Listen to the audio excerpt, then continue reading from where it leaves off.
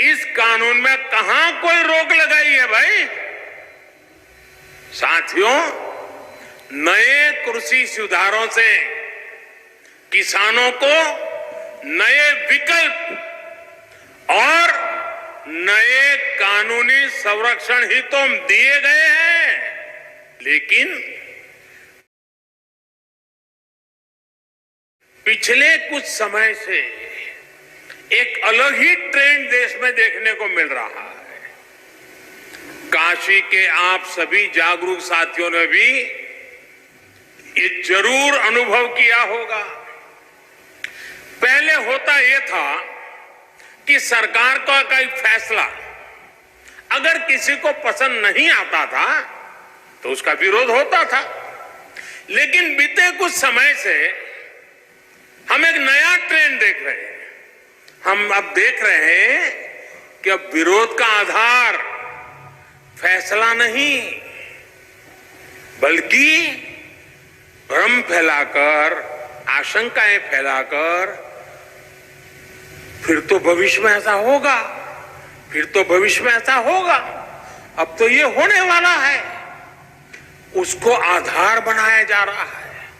अपप्रचार किया जाता है कि भाई फैसला तो ठीक है, लेकिन पता नहीं इससे आगे चलकर क्या क्या होगा, और फिर कहते हैं ऐसा होगा जो अभी हुआ ही नहीं है, जो कभी होगा ही नहीं, उसको लेकर समाज में भ्रम फैलाया जाता है।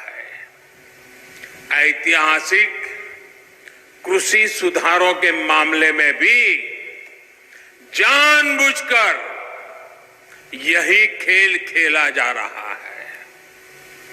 हमें याद रखना है, ये वही लोग हैं जिन्होंने दशकों तक किसानों के साथ लगातार छल किया है। अब जैसे एमएसपी तो घोषित होता था, लेकिन एमएसपी पर खरीद बहुत कम की जाती थी। घोषणाएं होती थी, खरीद नहीं होती थी। सालों तक एमएसपी को लेकर छल किया गया।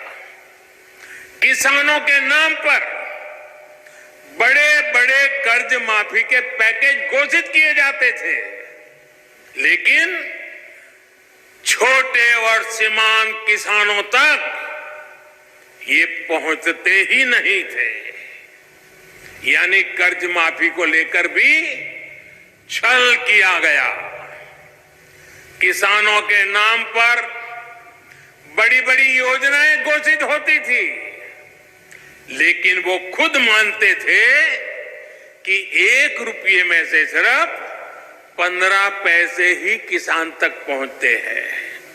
यानी योजनाओं के नाम पर छल, किसानों के नाम पर खाद पर बहुत बड़ी सब्सिडी, लेकिन ये फर्टिलाइजर खेत से ज्यादा काला बाजारियों के पास पहुंच जाता था।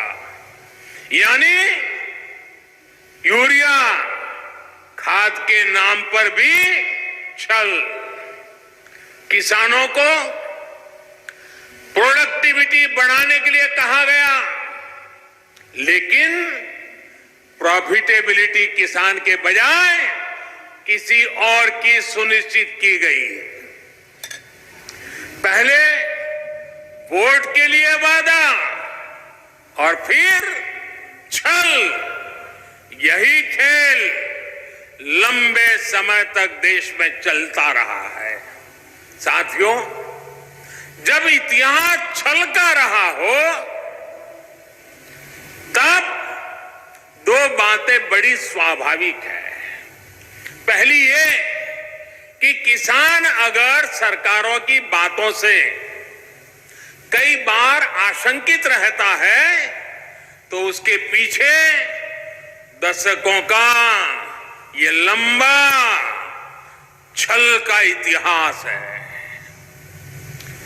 और दूसरी ये कि जिन्होंने वादे तोड़े, छल किया, उनके लिए ये झूठ फैलाना एक प्रकार का है, क्योंकि उन्होंने ऐसा ही किया था। इसलिए वही फॉर्मूला लगा करके आज भी देख रहे हैं। लेकिन जब इस सरकार का ट्रैक रिकॉर्ड देखोगे तो सच आपके सामने खुल करके आ जाएगा। हमने कहा था कि हम यूरिया की कालाबाजारी रोकेंगे और किसानों को पर्याप्त यूरिया देंगे। बीते 6 साल में यूरिया की कमी नहीं होने दी।